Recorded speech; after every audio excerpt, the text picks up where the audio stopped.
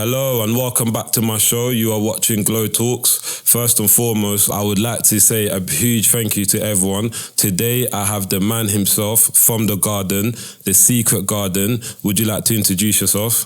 My name's Danny the Jeweller. Welcome to my show, man. Thank you for having me, mate. No, thank you for coming. When's the last time I saw you? It's got to be years ago, innit? The last time I saw you, I think it was probably like 2013. It's like 11 years. Yeah. That is mad, isn't it? We're getting old. How do you feel about playing the game? Let's go. Yeah? Okay, cool. Oh, we'll see.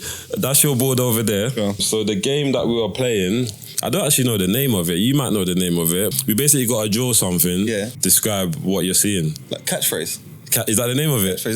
That was on Channel 4, no? Yeah, Catchphrase. I should know that, innit? All those. Here's what you tell me, bro. All those lunchtime bang-ups. Hey.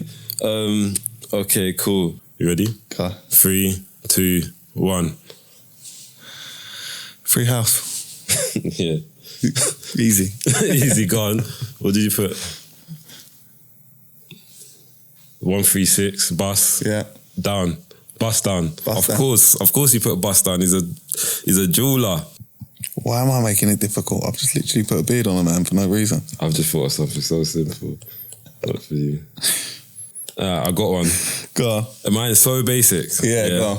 I hope you actually get this. I hope you guys get this one. 3, 2, 1.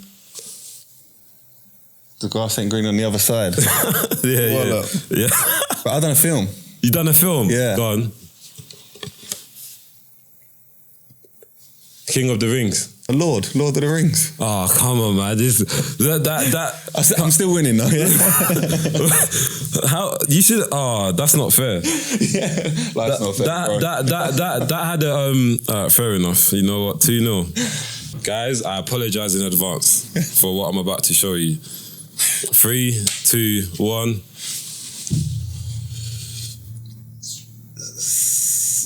Beach hazard trip. Some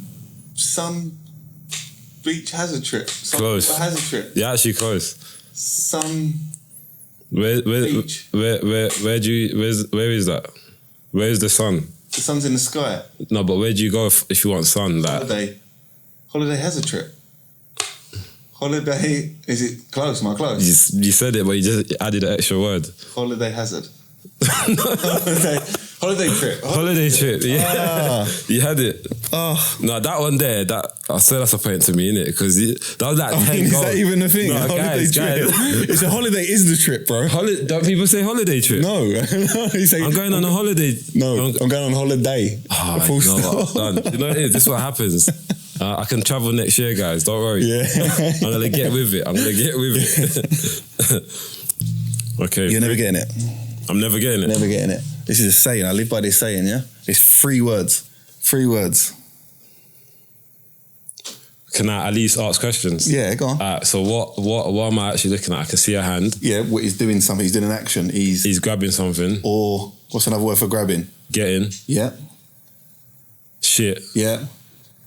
Done. Yes. Getting shit done. Come on, man. One time, you know. You lot saw that, innit? First time as well. With assist. I've got an assist. Yeah, get shit done. Yeah, so Danny, how you been, man? I've been good, bro. Thank God, all good. Talk to me, man. Obviously, I haven't seen you in like 13 years. Yeah, a long time. I'm going to put it out there. You're doing well. I saw you last, I think it was, you had a place in Bromley. Yeah.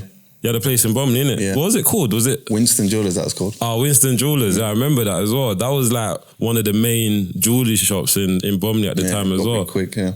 All the boys used to come there, everything. Yeah. Now you're the secret garden. Yeah. Oh, congratulations to you. Thank you, brother. Yeah, so let's take it back a bit. Obviously, we got a lot of associates, we've got loads of friends together. Mm-hmm. You are a bit older than me, so there's a lot of your life that I don't actually know. Mm-hmm. Do you know what I'm saying? So if you was to take it back to your school days, where did you go to school? I went Mallory. Oh, you went Mallory? Mm. Okay, and you completed school? Nah, I left when I was 13 or 14. What year is that? Year 9, I think it was. Year 9. I had a bit of a mad situation at school. Got kicked out of year 8 of Mallory. Yeah. And then they tried to sue my mum for not going to school. Yeah. But the only school that accepted me was Mallory. So I had to go back to school. So you went back in there? Went back to Mallory, yeah. And then completed it? No, I didn't complete it. No, I was back for another 6 months. So, yeah. Saying they weren't having it? No, they weren't having it. I went Forest or Boys. Yeah, good school. Good school? Yeah. Now? Yeah. Now, yeah. Maybe.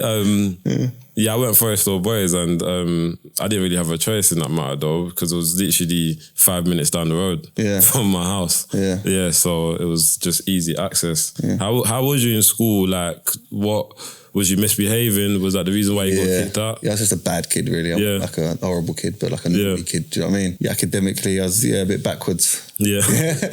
No, we've all been there, bro. Like, do you know what I'm saying? Obviously, you know who I am. You know my story. Like, so the academic wasn't my strongest forte in school. Do you know what I'm saying? So what did you do after secondary school? After school, after when I lived in year 9, I was just on the streets for a few years, just a little street rat, really. Yeah. Just hanging about. Where did you grow up? Like Lewisham? In Downham, yeah. You grew up in Downham, yeah? I was born in Grove Park.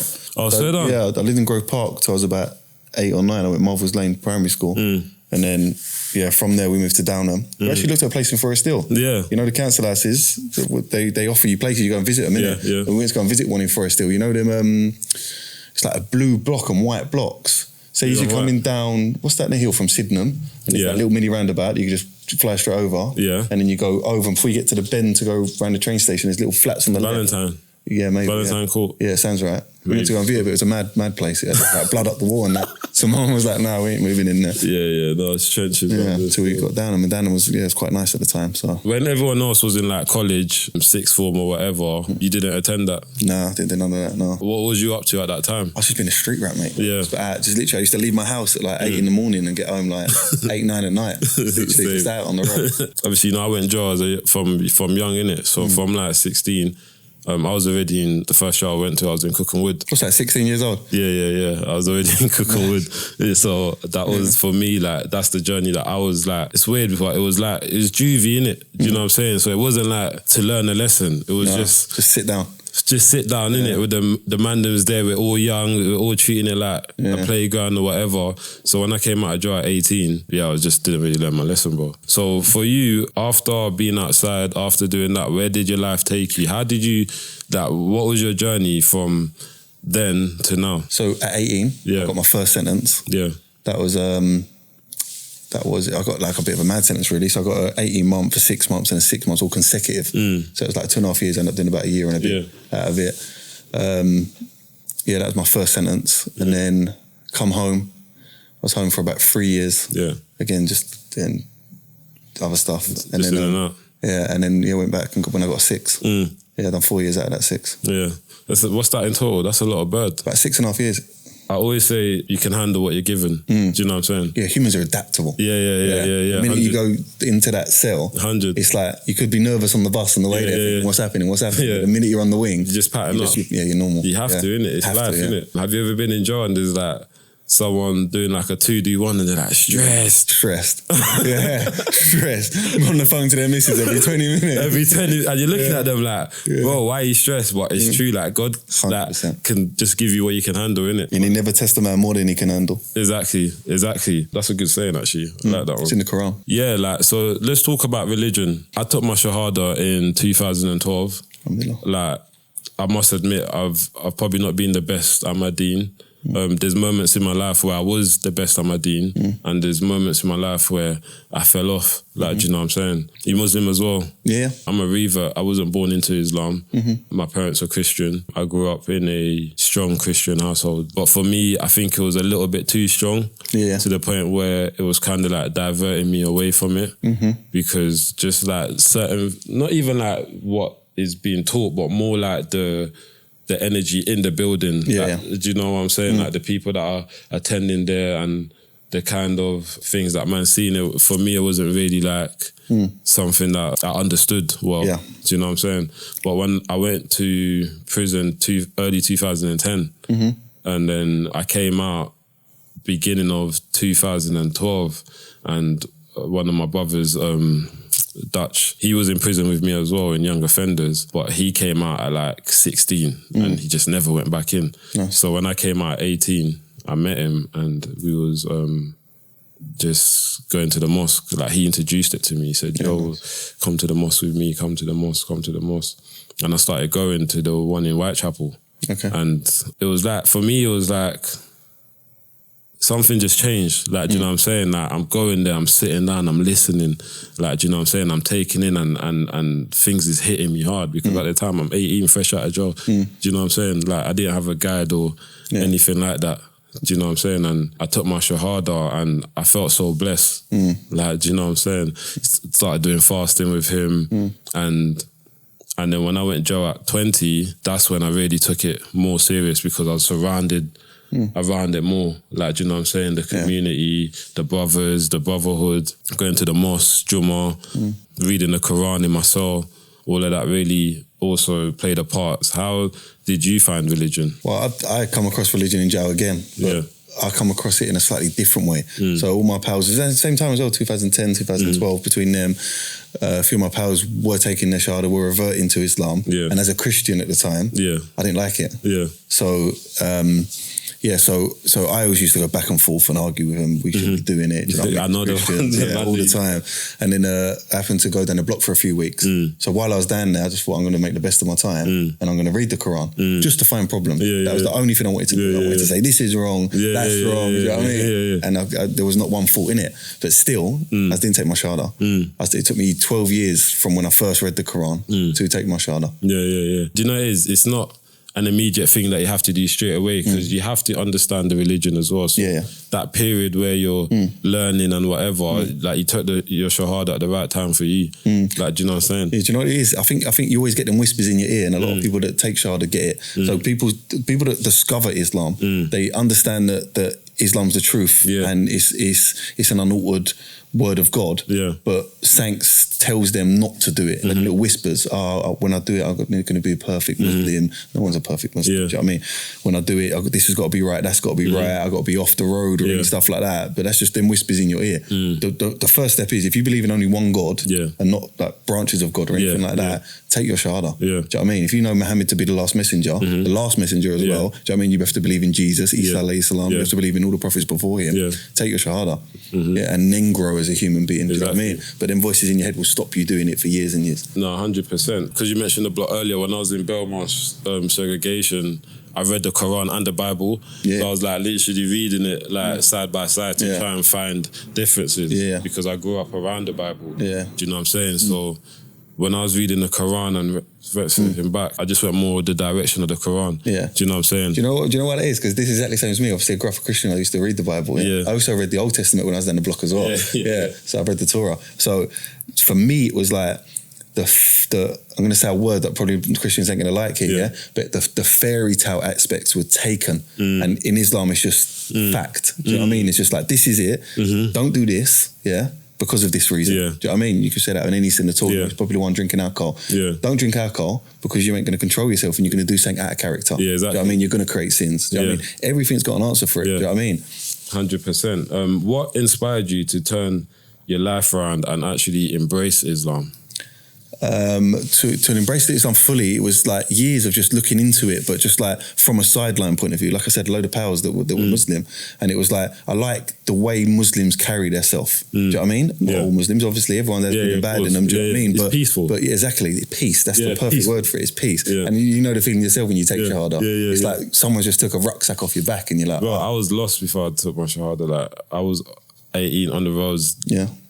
Fresh out, I didn't know where I was going, what I was putting on my feet the next day, this and that, do you know what I'm saying? But every Friday I was going to Whitechapel. It's another thing, it's not only peace, it's guidance. I never had no guidance growing up. Like I said, I used to leave my house at 8 in the morning, come home 8 at night and just do what I wanted with no repercussions. Do you know what I mean? No guilty conscience, nothing, because there was nothing to, obviously when you know you're doing bad, but there was nothing, it's like, I'm doing bad, but so what? Do you know what I mean? But now you have to answer to someone, do you know what I mean? It's like, there's no one else that can answer for your sins, it's you yourself that answers for your sins. How did your time in prison influence your outlook on your life and your future? Massively. If I didn't go to prison, I wouldn't be sitting where I am now. Only because I didn't educate myself at school. I was that fit kid, do you know what I mean? I was dumb in school because I didn't want to go into lessons. Typical conversation would be like, I'm walking down the corridor And then the teacher says to me, Danny, why are you not in your class? I say, well, it's RE. I don't want to go to RE. I don't care about that. Do you know what I mean? All right, go to history. No, I don't care about history. That happened a long time ago. What are you telling me for? Do you know what I mean? I was stupid. Do you know what I mean? Naive. Yeah, do you know what? Like, I learned a lot of my stuff in prison. Do you know what I'm saying? I was like, same in school. I didn't even care about it. Like, I wouldn't say, I didn't care about it because I didn't understand it. Like, do you know what I'm saying? I'm coming from Congo where I never went to school. Yeah. Like, I didn't go, like, school wasn't a thing where I learned as a kid. Do you know what I'm saying? So then when I come here at 6, and I've got to wake up every day to go to this. I saw it like I'm waking up every day. I'm going to this building. There's other kids there to play with, and then I go home. At the end of the day, that's literally how I saw it. So academically, I wasn't like the brightest tool. So I had the extra tutoring, the extra mentoring, whatever. So when it came to like secondary school, like forget the class. Like, do you know what I'm saying? Yeah, hard. Because I went in and out so many times, I feel like that played key to my change because it was like different phases of my life. Yeah. So when I went in as a young offender, I was like hyper, this and that. Like basic, I don't care. You know what I'm saying? When I went in at 20, I was still the same, but I had a bit more thought. Do you know what I'm saying? Like I might intervene in something and say, yo, you man, that's dumb. Whereas before I'm saying, hey, you man, that's not dumb. Let's do it. Get me? So the last prison sentence I done, that's when for me it was really like, I need to educate myself. What am I doing? I went in at 25. Do you know what I'm saying? So it was like, shit, I'm coming at 29. Yeah. Like, what's man really doing? Do you know what I'm saying? And I just started reading, bro, and that's when I started planning and thinking, and I started watching everything with subtitles. Have you ever heard of that? So I'm doing that. No.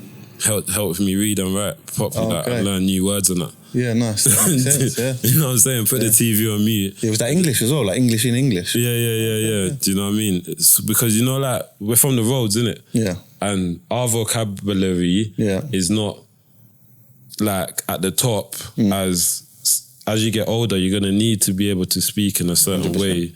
Yeah, 100%. Like, you can't be trying to pattern how you pattern, and it doesn't make sense. 100%. Especially if you want to deal with businessmen like yourself on a bigger scale, like not as a customer, like, yo, Dan, let me get a...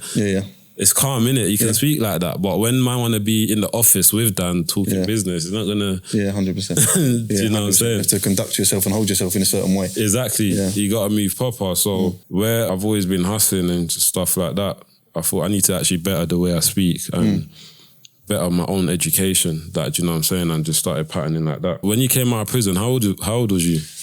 On what sentence when I done the 4 years? On your last one. My last one, I got remanded for 6 months, like 3 years ago. I got not guilty. Yeah, thank God. But the one before that, the big one, the 4 years, I was 25, 26? You was 25, 26? 26, I'm going to say, yeah.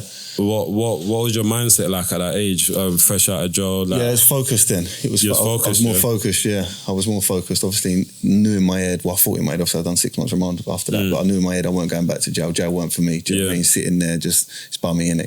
Of course. It's long. Yeah, so long. There's bare war stories, I say. You know, you just got bare man. Oh, everyone's in there. Everyone's got Pablo Escobar stuff. All you're hearing is war stories every day. Every day. Same stories. What steps did you take to try and even better your life? So like that's why in jail I educated myself. So I took advantage of the educational system in jail. Yeah. So obviously read a lot of books. Yeah. So I wouldn't watch telly too much. Yeah. You know what I mean, I tried to read as much as possible. So yeah, read books. I've read the maddest of books. You like even now thinking back, I've like read books on organic computers. I don't know what that is. Like it's computer chips that are made out of like organic cells so they can move faster, so the processing's faster. Like I've read books on population control. Mad. How the world's overpopulated and it has to be controlled in a certain way or we're going to run out of food. Do you know what I mean? The maddest of books. Some of my viewers are actually incarcerated. What message would you tell them for them to like prepare themselves to come out of jail? Like, I think you always got to remember in the back of your head, no one's going to save you. No one's coming with a Superman cape on to help you. So if you're going to help yourself, or you're fucked. Do you know what I mean? Your lads swear on it or not? Yeah, you are. Yeah, so like, that's what I think I learned from my first sentence to my second sentence. So my first sentence, it was like an eye-opener. I ain't got no post orders coming in. Where's me mates? You know what I mean? It was like, where is everybody? So I kind of like filtered out that no one's going to help you. I'm in jail on my own. I'm doing my own thing on my own, getting shipped up and down the country on my own. I need to worry about myself. Do you know what I mean? Then the second sentence was, right, now you know this and you're stupid enough to come back in, educate yourself so you don't come back in.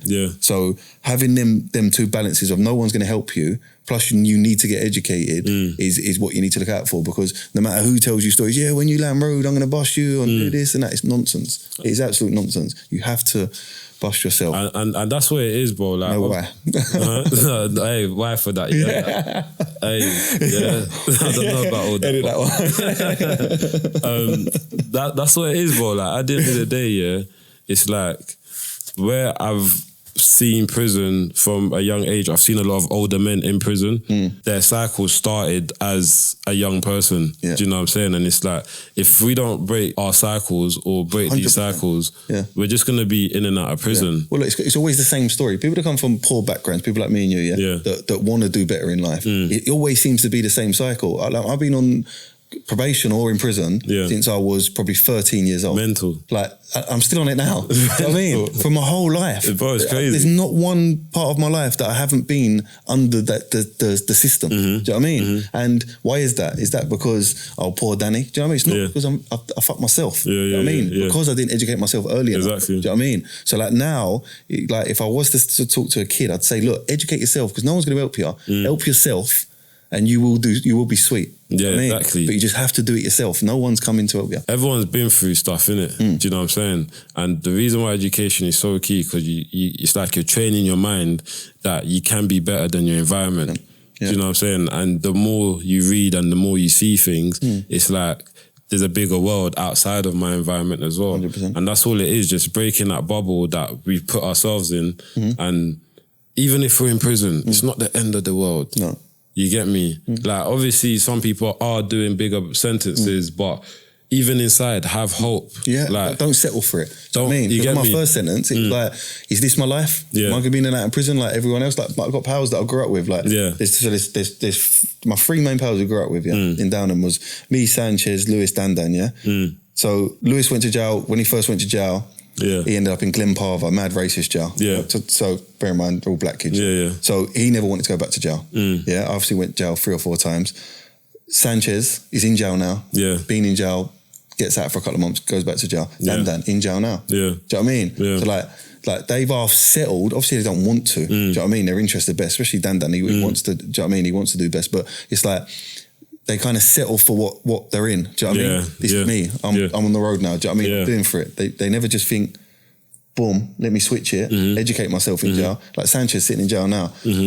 I guarantee he's not reading no books. Do you know what I mean? We're meant to evolve, innit? Exactly. We're actually meant to evolve, like, no matter what background, wherever you come from, like, travelling, seeing the world, like, that's all part of evolving. You know what I'm saying? It's not just your age. 100%. Because I'm older, you get me? You actually got to evolve your mindset and your life. 100%. It's like the 4 of us, 2 of us change our lives. Do you know what I mean? Like, not everyone's going to be successful financially and stuff like that. Lewis is a good dad. You know what I mean? So his family's like, he goes to work and he spends his time with his kids. But he ain't been back to prison. That's successful. Do you know what I mean? So it's not just about having money is being successful. Like, being a good parent is being successful. You know what I mean? So out of us 4 that are all fuck-ups, 2 of us have been successful in different ways, but successful, and then 2 of them are still fuck-ups. Are you a dad? Yeah, I got 4 kids, mate. You got 4 kids? 4 kids, yeah.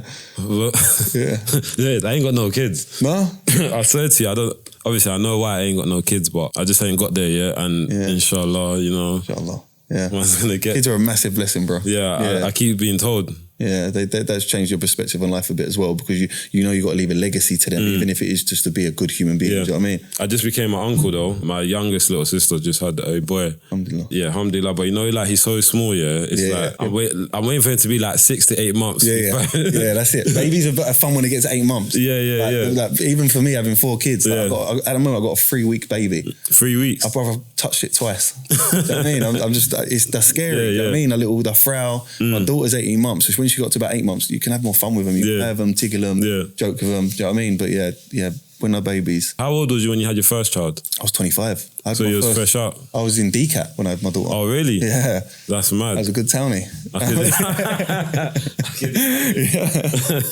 I could imagine. And how did you cope did you find out you was having a child in DCAT? Yeah.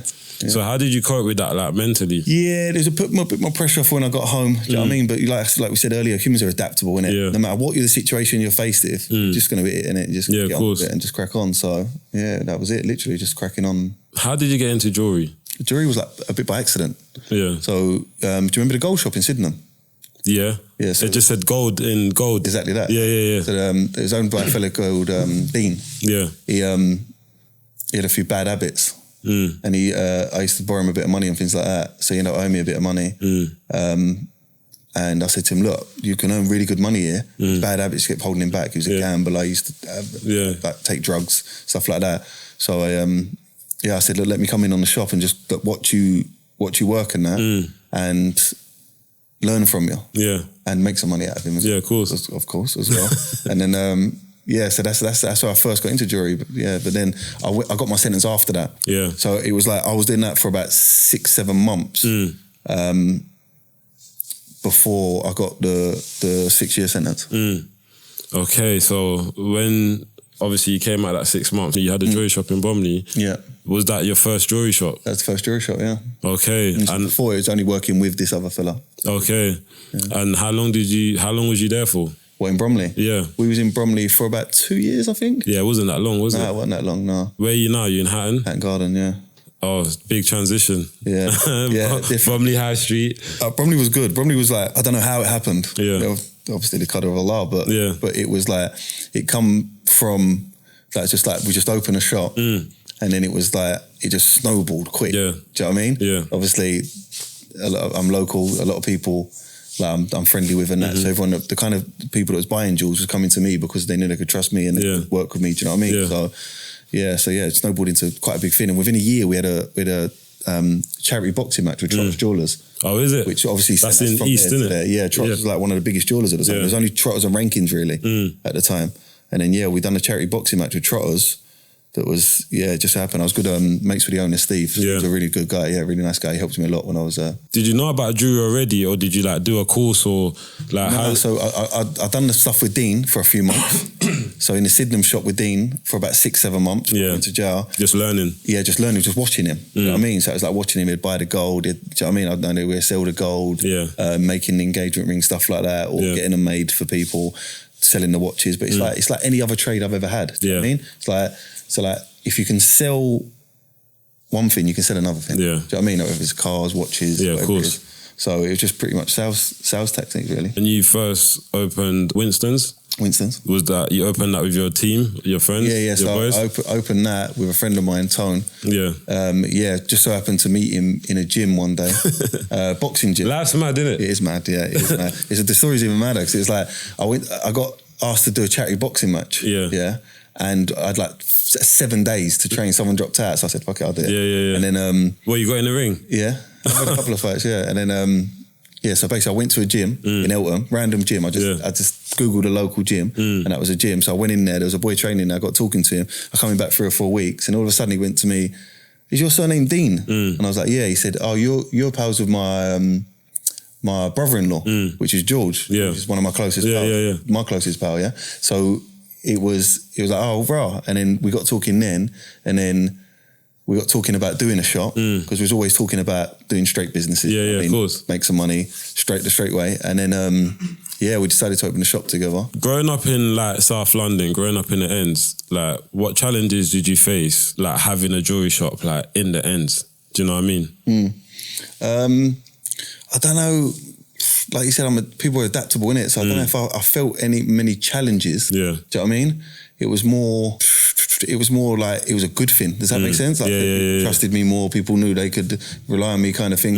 Obviously from the background I'm from, kind of had a good name anyway. Do you know what I mean? So it was like, no one knew I was, if you were going to bump someone in business, you're going to bump them no matter what the business is. So whatever I was doing before jewellery, you know what I mean? I would have had a bad reputation. It would have carried over to the jewellery. No, that's true. Mean? It's an important lesson as well, how important your reputation is. That's very true you say that, because your name is like, your stamp in it. 100%. Yeah. You know what I'm saying? Once you ruin your name, you know, especially on the roads, like you can't call someone and mention that name because like, nah, I ain't. Exactly that. Like that's a lot of people from our area. You mention their name and people are like, no, not interested. Who? You'd be like, who? Yeah. No, why are you even ringing me? Yeah, exactly. You know what I'm saying? I didn't know you do boxing. Yeah, I boxed for a few years. Yeah. How long you been boxing for? Oh, was you boxing? Yeah, I haven't trained in ages. Yeah, but I boxed for a few years. Yeah, a good few years. Yeah. You had any professional fights? No professionals. No. Okay, I've just started boxing as well, probably like 9 weeks ago. Okay, no. But I used to do it like for like when I was young, like for a little bit, literally the tiniest bit. But I've always been a bit like physical anyway. So I just thought, you know what, let me set myself a challenge and just get in the ring. Do you know what I'm saying? So I've been sparring and all that. How has your personal journey influenced the way you approach your craft and your business?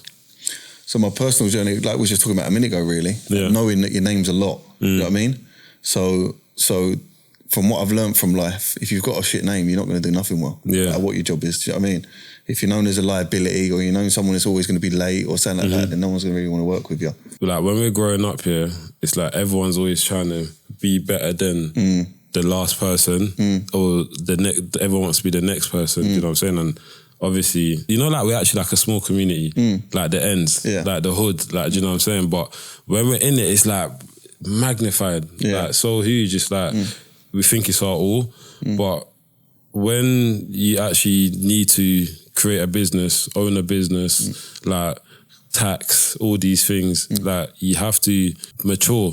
100%. Like, do you know what I'm saying? It's not even who you just gotta mature. Do you know what I'm saying? And when I say mature, I mean like things that would bother you when you was younger. It's not just like you know what I'm saying? It's hard when it's definitely hard. It's 1,000,000% hard, but then again it's what kind of life you want to live in. Exactly that. Yeah, choose your hard. I was saying it to George on the way in the car. Everything that's good for you is hard. But being on your deen, like you said a minute ago, being religious is hard, no matter what your religion is. So dieting good is hard.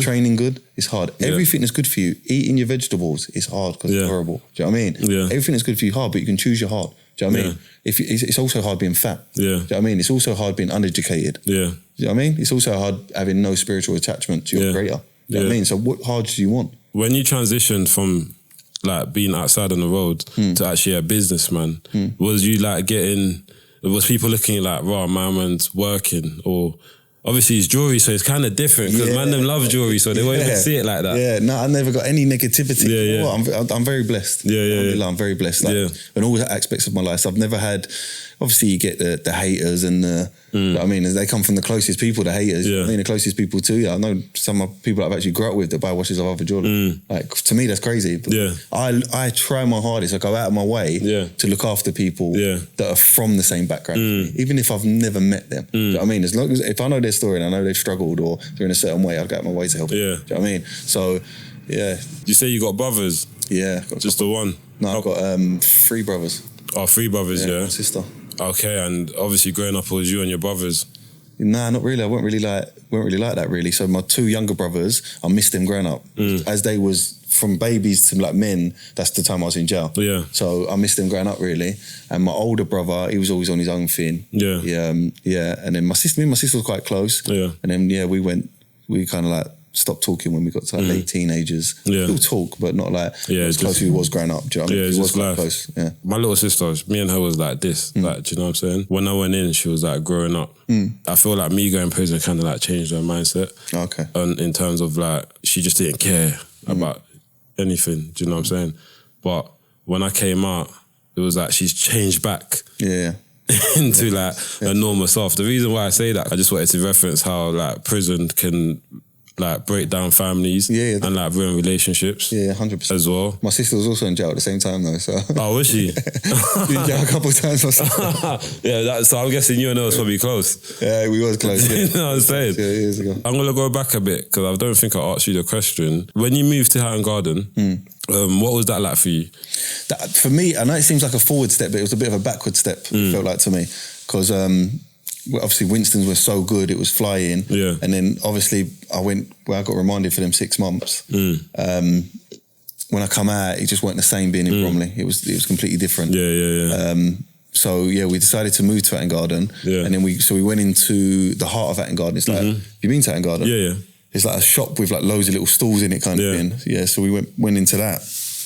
So I kind of felt like a bit of a backward step. Yeah. Now you're in a place where everyone's selling jewellery. Like, how did you merge in and just be able to network just as quick? Do you know what it was? I think we just got in there and grafted. We've always been grafters. So we got up there and it was like, we'd get there, we'd be like one of the first ones in every day. Yeah. And then we've always been like the one of the last to leave.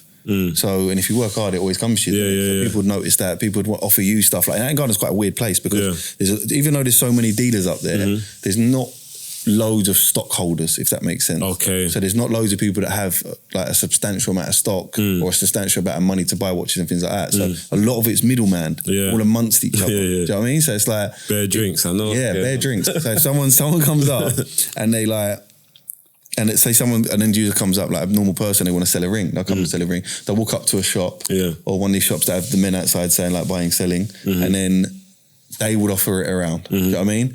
And then, so we pretty much adapted it quite quickly where you could, as long as you kept a bit of cash around you, by cash I mean bank money, I don't mean physical cash, I don't get no charges here. So you could always get a deal, do you know what I mean? So, and it ended up when we went up there and we was in the heart, a lot of the other traders will come to us and say like, I've been offered this, boom, boom, boom. So like, you stamped your gun. Yeah, we kind of learned quite quick, really. Early. What made you change the name from Winston's to the Secret Garden? Yeah, there's just a couple of reasons. It was just like a fresh start kind of thing. Yeah, and even when was we Winston Jewellers when we was at the store or not? Or was it Custom Kettles? Because my Instagram was always Custom Kettles, wasn't it? The Winston Jewellers one. Was it Custom Kettles? Yeah, I think it was Custom Kettles. So I just kept Custom Kettles, and then we changed Winston Jewellers into Trade in Time, and then. Then when we decided once we started doing well at the store, we had to decide whether we was going to go for a shop first of all, like a shop front. Yeah. But we kind of learnt from the Winston Jewellers days that shop front ain't always good because a lot of people are coming in and they might not be serious buyers. Yeah. So like in Winston some days we'll have like 3 people waiting and the person that you're dealing with would be just Snapchatting a watch. Do you know what I mean? Yeah, so it's like, obviously one day they might come back and buy the watch. You've got to treat everyone the same, obviously, and even if they're Snapchatting it, good luck to them. You know what I mean? But so then so we decided to get the showroom what we got now. You've not been up there, have you? No, I haven't, you know. You got to pop up. Yeah, I will. I definitely will. It's like a shop, but it's like on a first floor. Yeah. Do you know what I mean? So everyone that comes in, we know what they're coming for. Yeah. Do you know what I mean? So we still get some people. Don't worry, when the time's right, I'm gonna be God willing. God willing, I'll be at the Secret Garden. Is there like a timepiece that that's close to you, like maybe your first timepiece that you created? What, a watch? Yeah. Or any jewellery. It doesn't have to be a watch. No, I got one watch that I've kept, like a sentimental kind of thing, only because when I was in jail and I didn't have no money. Yeah. And I had a watch catalogue. That was when I was doing the 6. Yeah. And I was trying to educate myself a bit more because obviously I had a touch of the jewellery, and I tasted it a little bit. So... I had a watch catalogue and there was one watch in it. It was an AP, it was a 37mm. Yeah. It was made carbon with a factory diamond bezel. Yeah. And I loved that watch. Like, proper loved it. Yeah. I bought one about 6 months ago, I think it was. Oh, is it? Yeah. Just to bring it back. Yeah. Would you say that jewelry is a good investment to 100%. To save your money? Yeah. To invest your money? Depends what kind of jewelry you're talking about. If you're talking about like chains and pendants and that, not really, because it depends how you buy it. Yeah. Because there's a lot of labour involved and things like that. But when it comes to watches are one of the best investments. Yeah. Not a lot of people think it at the moment because there was a mad blow up in price in 2021 and then obviously it's dropped back down again. There's been a correction, but that's 2 years. Watches have been in a good investment for 50 years. Yeah. So that's still in good investment. A really good investment. A lot buying in property and things like that. If you look at it on the scale of like you buy a property, you're tied into it, you can't quickly release it. Do you know what I mean? If you need money today and you've got an house, how long is it going to take you to sell that house? Yeah. Pull it on the market, it's going to take weeks. Selling it's going to take weeks, if not months. Yeah. Then getting paid for it's going to take weeks to complete. It's ag, do you know what I mean? But if you've got a watch sitting there, you can get out of it the same day. Obviously, there's all different types of watches that people can purchase. Like for like investment pieces, like which ones would you recommend? I mainly stick with Rolex, to be honest with you. Rolex, don't go too mad. Get the steel sports models. Yeah. Things that you can get in and out of quickly. Do you know what I mean? Like I said, like stuff that everyone wants. So if you've got... Even if you've got 10 stainless Daytonas, stainless Daytona is the most desirable watch on the market. Yeah. So if you've got 10 of them, it's better than having one big RM or something, in my opinion, because one big RM, who you go to Hatton Garden or you go to any of these jewellers around, how many of them have actually got the 200 grand to give you for an RM? Not many of them. Yeah. Do you know what I mean? I'd say five jewellers in the whole of England, maybe, that are buying RMs and for stock. Yeah. RMs, that's a serious watch. Yeah, so when there's only 5 people buying something, buying demand, you know what I mean? You kick someone in the nuts. Literally. How can young people channel their energy into something productive, especially if they feel as if they have been written off by society? First of all, they have been written off. They have. You have. We're made to foul. Straight. We are born to foul. Yeah. The minute you come out of your mother in England, you're failing. Yeah. Straight away. Yeah. And I'll tell you for why. You want me to break it down to you? It's easy. Break it down.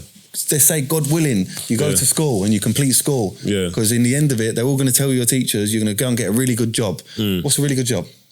A doctor. Yeah. What's a doctor in England? What, 30-something? Let's say they're a head surgeon in the whole of England. They're the best doctor ever. Yeah. So they say they earn 100 grand a year. Yeah. How much of that is taxed? I can tell you if you want. I've got it on my phone. So go on, tell us for the viewers. Right. So if you earn 100 grand, top surgeon. Yeah. You've made it in life. Yeah. Everyone at school told you you're the best man in the world because you earn 100 grand a year. Yeah. That's like probably top 1% earning 100 grand a year. Yeah. So out of that 100 grand you've earned in that year, £26,000 of it's taxed. Fuck. So you're now left with, God, my math ain't great, 74 grand. Yeah. Yeah. So let's say the average man lives in a what house? 200 grand house? Yeah. How much you have to put towards that house to put down?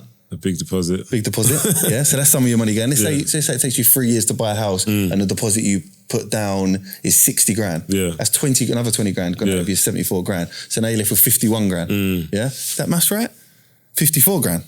Yeah, 54 grand. I'm not the best at math, but I'm with you. That's without all your stamp duty. Yeah. What's stamp duty? Where'd that come from? Yeah, what's that? Made up. You're just getting taxed. You're getting robbed. Then you got to pay your council tax in your house. What's that? Another couple of hundred quid. Yeah. If you break it down to monthly, you're left with nothing. Yeah. Like absolutely nothing. 100. And then what happens when you die? So you saved up. You're the best man ever. You saved up 100 grand to leave to your daughter. Yeah. That's getting taxed as well, bro. 100. So from the minute you're born, always taken. You started to foul. Do you know what I mean? So the answer to that question is you are set up to foul. So you need to really get your head down, really educate yourself, and really give yourself a kick up the arse and earn a lot of money. Do you know what I mean? Yeah. And avoid giving the tax man as much as possible. Yeah, 100. Do you know what I mean? So I can say that because I'm a Dubai resident. Yeah. So are you? Yeah, I'm a Dubai resident. Since when? Yeah, I've been a Dubai resident for 3 years now. 3 years? Yeah. What made you, obviously I know why, but... Not just the tax reasons. Okay. But the buyer want you to get on in life. Yeah. So in England, we can see it. Yeah. We get council tax, we get car tax. Yeah. Have you seen insurance lately? Yeah, it's crazy. Crazy. Yeah. It's just like, my pal put a quote up the other day. He paid 1,200 quid for insurance last year. This year they quoted him 4 grand. But you got to remember, in England, you have to have insurance. Yeah. It ain't an option. Yeah. Road tax, you have to have road tax. Yeah. Council tax, you have to. All these things are illegal. You know what I mean? TV license. You have to have a TV license. You can go to jail for all this shit. Yeah. Do you know what I mean? Yeah. So you're set up to foul. In a country like Dubai, you're set up to win. Okay. So the interest on your car finance. Do you know what I mean? In England as well. Yeah. Crazy. It's literally one of those things we are under. Have you seen that episode of The Simpsons where they're in a globe? Yeah. And they're all trying to get at that globe. Like that's literally what we're in. Yeah. Do you know what I'm saying? Like, what do you think about what's going on in America? Well, with Trump? Yeah. I don't know. A lot of people are excited about Trump. One, I don't know why English people are excited about Trump. I see bare people tweeting, oh, yeah, I love it, Trump's in. What's it going to affect us for? Yeah. We're just like America's bitch. You know what I mean? We ain't going to help us. I'm not going to lie, I didn't like Trump at first. Yeah. When Obama was in play, I thought, you know what, America's saved. Yeah. They're about to get some answers. Yeah. That went left. Yeah. Biden came in. Yeah. Meanwhile, Trump's having shootouts. He looks like a hero. He does look like a hero. Like, that bullet in it well. He firmed that. Do you know what I'm saying? There's a lot of people we know that would have cried. You know what I mean? I would have cried myself. No, 100. I would have been shook. It's all that good publicity, innit? Yeah. Like, as you were saying, like we are all under. When I say we, I don't mean me and you. I mean like England as a whole. We all just a puppet for bigger countries. Do you know what I'm saying? We're just like the country. Bigger power. We're just paying their bills. We're just giving everything we got to them. Yeah. So we're just working for them. Yeah. Without pay. Yeah. Because they're taking 90% of it by the time you die. Yeah. So what does that make you? A slave. Exactly. Yeah. Yeah, it's mad. You know, the word slave, I could get into it forever. Like, you know what I'm saying? Especially with my modern day slavery thing. Do you know what I went jail for? Yeah, I think it was human trafficking. Human trafficking, like, come on, bro. Well, that's what, no, but is that not the charge? Is that not like what you got read out of court? Is there a posh way of saying it? Is there a nice way of saying it? No, but it's like really like human trafficking. What? Like, what do they call it then? No, that is what they call it. Oh. That's the point that I'm trying to make. I thought I made a mistake. No, you didn't. That's the point I'm trying to make. Like, they call it human trafficking, modern day slavery, but we know it as crunch. Yeah. Like OT. Oh, is that all it was? Yeah. What? Don't tell me you actually thought I was trafficking. I thought you had a boat full of Albanians, bro. I thought you was bringing them in. No, I'm done with you. Just sending someone crunch is human trafficking. Yeah. It's important that people watching this understand that as well, because obviously people are still living their life, they're still doing whatever, but that's what they're doing now. Like if you're selling drugs, basically, let's say you answer the phone. You're the guy that's answering the phone. You got someone on the other side doing the footwork. Yeah, you get arrested with the phone and they know that there's someone doing the footwork. You've trafficked them. Crazy. It's mad, isn't it? Mental. And then they're saying modern day slavery is like, back in the day, modern day slavery weren't enough. Mental, man. Now they're adding to it. Mental. I kind of blame ourselves as well. 100%. Do you know what I'm saying? Because it's us that allows it. Yeah. Like, for the higher powers to actually be in control. But there's only a 1% of people like us that are risk takers and think outside of that box instead of letting people think for us. And why is that? Because we'll get schooled in a certain way. We'll get taught in a certain way. Look what you're taught at school. One of the first things you're taught at school. You smack me in school, what have I got to do? Tell the teacher. Yeah. I've got to go to the teacher. I can't defend myself. I'm not allowed to. Yeah. Straight away, what am I? I'm weak. Yeah. I've got to go and get someone else. When you leave school, someone comes to your front door. What you got to do? You don't defend yourself in your own home. You have no guns in England. Yeah. Do you know what I mean? Who's the only people with guns in England now? Yeah. The robbers. Yeah. Do you know what I mean? Yeah. So you come through my door, I've got to go, I'm calling the police and wait 45 minutes for the armed police to come to my house. That's actually true. By the time I've lost everything, bro, I've got no shoelaces in nothing. Do you know what I mean? So it's another form of slavery, bro. You have to rely on them. You have to rely on someone to protect you. You have to rely on someone for everything. Do you know what I mean? And there's nothing you can do about it. I mean, because you mentioned guns and that, I think if England was allowed guns, I don't think our popularity is big enough for guns. Yeah. I'll just be honest. Imagine if everyone was armed with guns. Yeah. Do you know what I mean? I think that'd be peaceful. You reckon? Well, you go to a boxing gym, how many arguments do you see? I've never seen one argument in the gym. That's true. Because people get in the ring and fight. So if you've got a gun and I've got a gun, we're on the same level playing field. So then what's going to happen? Less robberies. You don't want to go through a door thinking that man's got a gun to protect himself. At the moment, it's easy to go through a door. Do you know what I mean? That's a good way of thinking of it, actually. I was trying to reflect it to like America and how the gun crime over there. But that's all propaganda at the same time. That's true. Do you know what I mean? You get one man that's schizophrenic and he shoots up a school. Do you know what I mean? But how many schools are in America? How often does that happen? It's a lot less than what it's made out to be, and the bigger thing is happening. Obviously, bad things will happen when you get guns. But bad things happen every day without guns. Do you know what I mean? Bad things happen all the time. People make the best of a situation. Humans are adaptable. So how many stabbings do we have in England? Loads. Exactly. So it just balances itself out. Yeah. Do you know what I mean? Obviously there will be some bad people with guns, but the stabbings will go down. So it'll balance itself out. Back to yourself and the Secret Garden.